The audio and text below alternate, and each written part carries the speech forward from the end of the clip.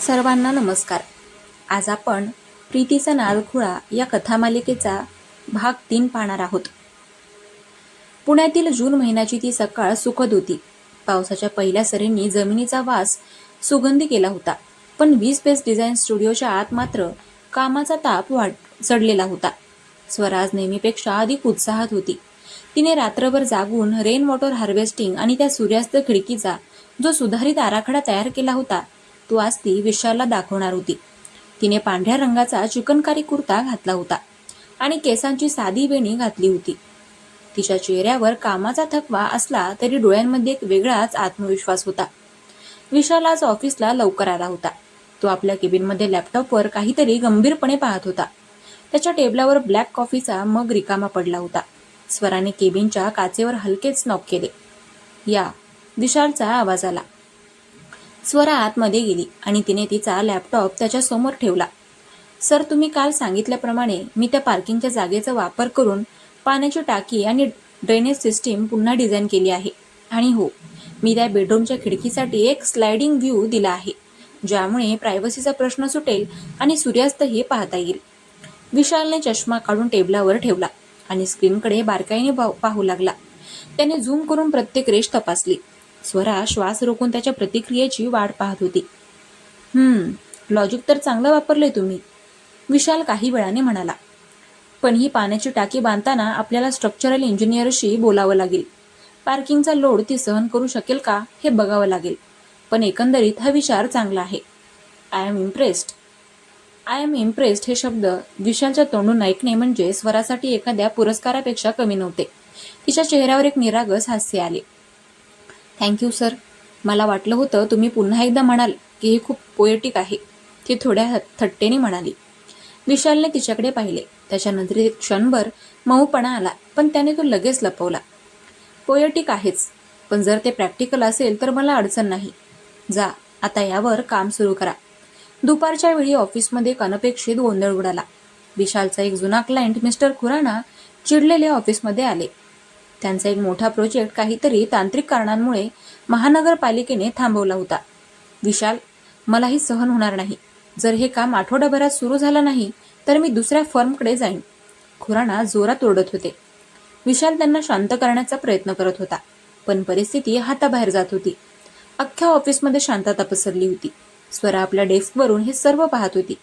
तिला समजलं की विशालवर सध्या खूप मोठा दबाव आहे. काही वेळाने खुराना निघून गेले. विशाल आपल्या केबिनमध्ये खुर्चीवर डोळे मिटून बसला होता. त्याने कोणालाही आत न येण्याची सवय दिली होती. स्वराला राहवलं नाही. तिने 2 मिनिटं विचार केला आणि कॅफेटेरियामध्ये जाऊन स्वतःच्या हाताने एक वाफाळलेला चहा बनवला. चहाचा मग घेऊन ती हळूच त्याच्या केबिनमध्ये शिरली. सर, चहा. तिने टेबलावर मग ठेवला. विशालने डोळे उघडले. स्वरा, मी सांगितलं होतं ना, मला डिस्टर्ब करू नका. मला माहीत आहे सर, पण कधी कधी डोकं शांत करण्यासाठी कॉफीपेक्षा घरचा चहा जास्त चांगला असतो.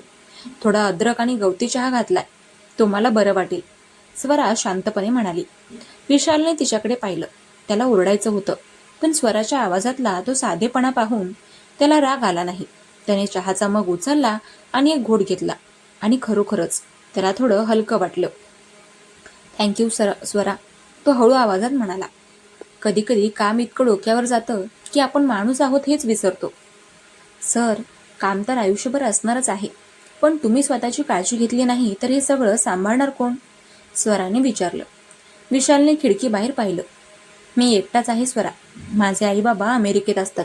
इथे पुण्यात माझं म्हणायला हे ऑफिस आणि ही कामं एवढंच आहे, म्हणून कदाचित मी इतका कडक झालोय. स्वराला विशालबद्दल पहिल्यांदाच वाईट वाटलं.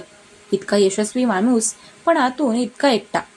तिला वाटलं की त्याचं हे एकाकीपणच त्याला जगाशी कठोर वागायला लावतंय. पुढचे 2 दिवस विशाल खुराणांच्या प्रोजेक्टच्या पेपरवर्कमध्ये अडकला होता. तो रात्रभर ऑफिसमध्येच थांबत होता. स्वरानेही ठरवलं की ती त्याला साथ देणार. ती सुद्धा उशिरापर्यंत थांबून त्याला लागणारे सर्व डॉक्युमेंट्स आणि डेटा काढून देत होती. एके दिवशी रात्री 9 वाजले होते. ऑफिसमध्ये फक्त ते दोघेच उरले होते. पाऊस खूप जोरात पडत होता आणि पुण्यातल्या काही भागांमधली वीज गेली होती आणि ऑफिसचा बॅकअप सुरू झाला, पण AC बंद झाला होता. स्वरा, खूप उशीर झालाय, तुम्ही घरी जा, मी उरलेलं काम बघून घेईन, विशाल आपल्या लॅपटॉपवरून नजर न हटवता म्हणाला. नाही सर, हे शेवटचं फाईल कंप्लीट करूनच जाते. एकट्याला काम करायला कंटाळा येईल तुम्हाला, स्वरा म्हणाली. विशाल थोडा हसला. तुम्ही खूप जिद्दी आहात. आणि काही वेळाने विशालने काम थांबवलं. तो थकला होता. चला, थोडा वेळ ब्रेक घेऊया. पाऊस कमी होईपर्यंत निघता येणार नाही. ते दोघे ऑफिसच्या बाल्कनीत आले. बाहेर अंधारात पावसाच्या धारा पडताना दिसत होत्या. रस्त्यावरचे दिवे लुकलुकत होते. स्वरा, तुम्हाला कधी असं वाटतं का की आपण चुकीच्या शहरात आहोत? म्हणजे कोल्हापूरची ती संत ओढ आणि पुण्याची ही धावपळ? विशालने अचानक विचारलं. स्वरा रेलिंगला टेकून उभी राहिली. नेहमीच वाटतं सर, पण मग विचार येतो की जर मी कोल्हापुरातच राहिले असते तर मला तुमच्यासारखा डिझायनर सोबत काम करायला मिळालं असतं का? नवीन काहीतरी शिकायला मिळालं असतं का? प्रत्येक गोष्टीची एक किंमत असते सर. पुण्यामध्ये धावपळ आहे, पण संधीही आहे. विशालने तिच्याकडे पाहिलं. पावसाचे काही थेंब उडून स्वराच्या चेहऱ्यावर पडले होते. ती त्या क्षणात खूप सुंदर आणि शांत दिसत होती.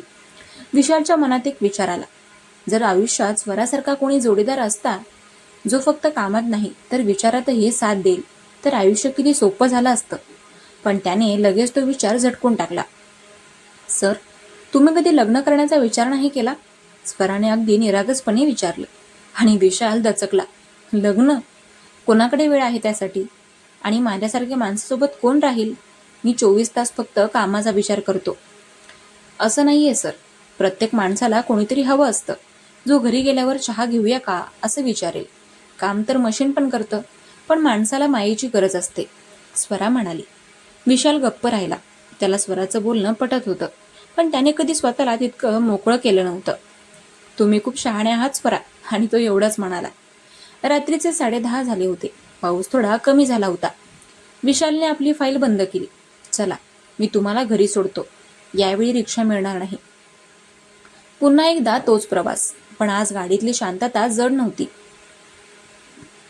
विशालने गाडीत एक जुनं मराठी गाणं लावलं. सुरेश वाडकरांचा आवाज गाडीमध्ये घुमू लागला. स्वरा खिडकीबाहेर बघत गाणं गुणगुणत होती. विशाल अधूनमधून तिच्याकडे चोरून पाहत होता. त्याला जाणवलं की गेल्या काही दिवसांमध्ये स्वरामुळे त्याच्या स्वभावात खूप बदल झाला आहे. तो आता चिडचिड कमी करतो आणि टीमशी थोडं प्रेमाने बोलतो. स्वराच्या घरासमोर गाडी थांबली. सर, थँक्यू आजच्या दिवसासाठी, आणि टेन्शन घेऊ नका, खुरानांचं काम होईल, स्वराने आत्मविश्वासाने सांगितलं.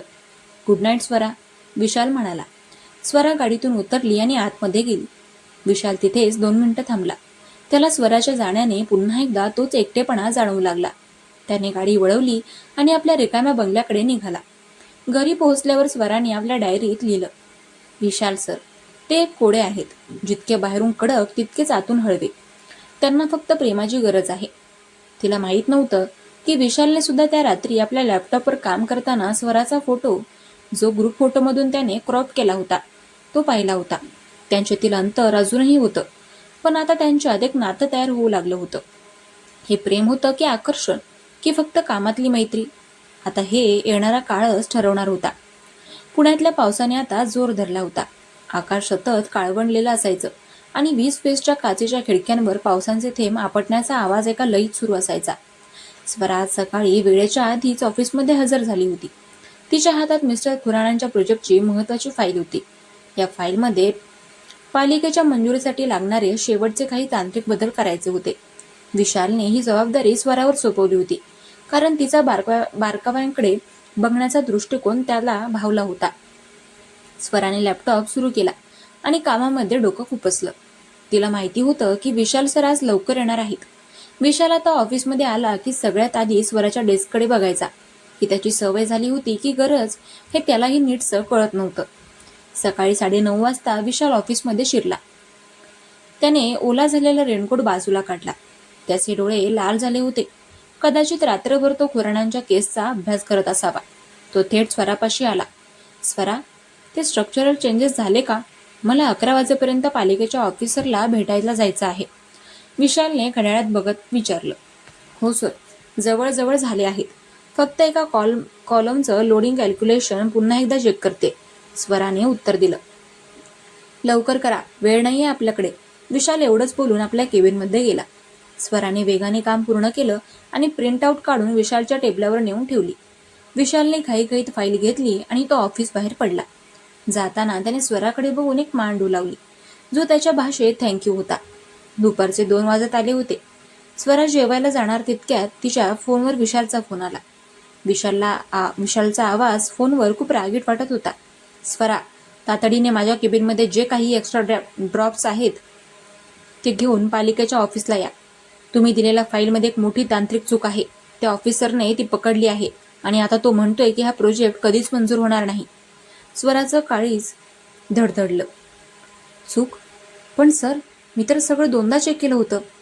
चर्चा नकोय मला, इथे या लवकर. विशालने फोन कट केला आणि स्वराचे हातपाय लटपटू लागले. तिने पटकन विशालच्या केबिनमधून सगळी कागदपत्र गोळा केली आणि रिक्षा पकडून पालिकेच्या ऑफिसकडे धाव घेतली. वाटेत ती विचार करत होती की नेमकी चूक कुठे झाली असेल. तिने तर प्रत्येक इंच मोजून घेतला होता. जेव्हा ती पालिकेच्या ऑफिसमध्ये पोहोचली तेव्हा विशाल एका लाकडी बाकावर बसला होता. त्याचा चेहरा रागाने तमतमला होता.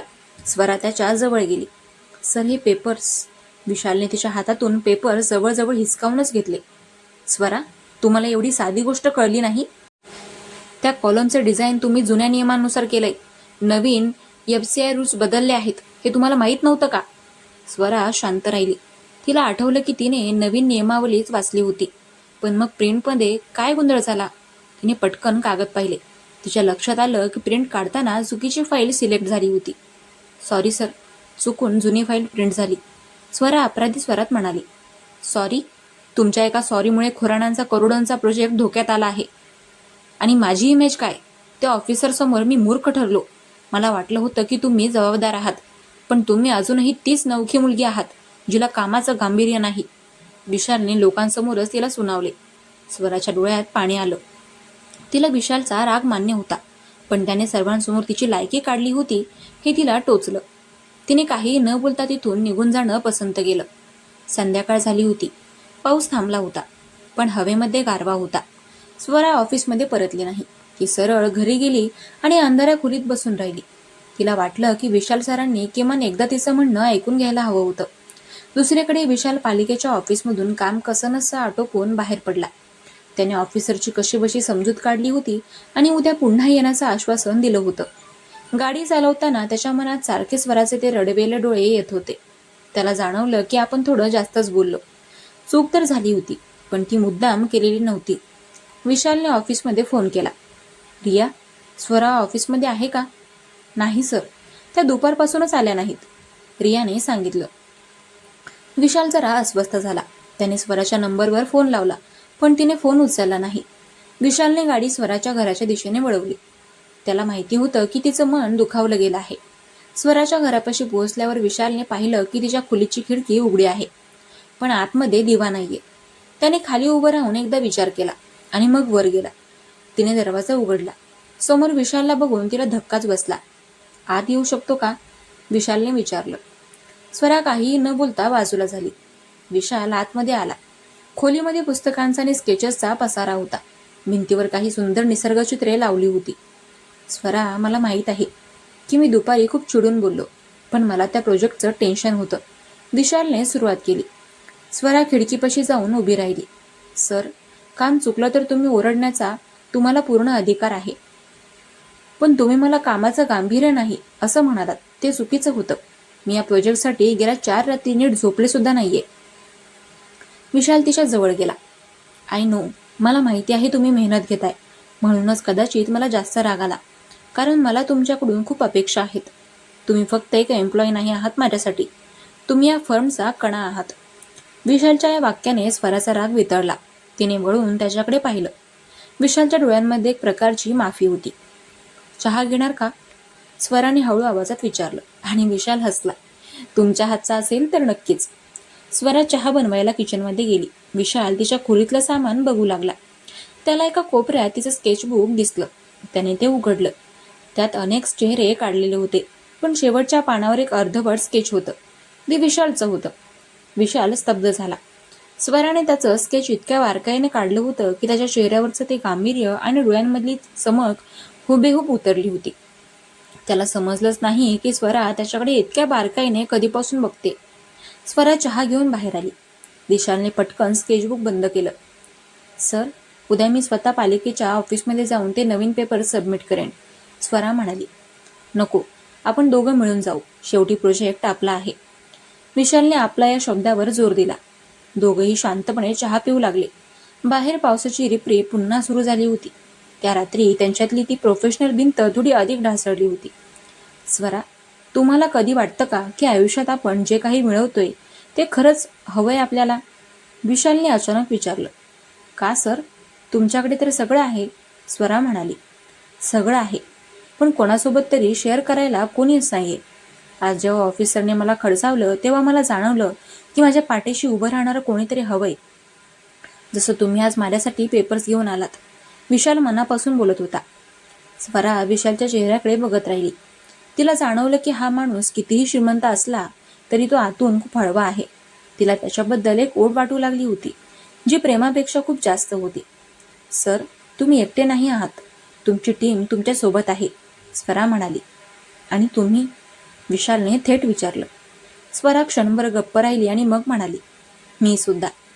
त्या रात्री जेव्हा विशाल तिथून निघाला तेव्हा त्याच्या मनात एक वेगळी शांतता होती. त्याला माहिती होतं की उद्याचं काम कठीण आहे, पण आता त्याला काळजी नव्हती, कारण आता त्याच्यासोबत स्वरा होती. घरी गेल्यावर स्वराने त्या अर्ध्या राहिलेल्या स्केचला पूर्ण करायला सुरुवात केली. आज तिने विशालच्या चेहऱ्यावर एक छोटंसं हसू काढलं. तिला माहिती होतं की हे हसू लवकरच प्रत्यक्षात येईल. आता हे तर आपल्याला उद्याच्या भागातच कळेल. त्यामुळे आजचा भाग कसा वाटला ते कमेंट करून नक्की कळवा. आणि हो, आपल्या लाडक्या चॅनलला सबस्क्राईब करायला विसरू नका. भेटूया उद्याच्या भागात. चलो बाय.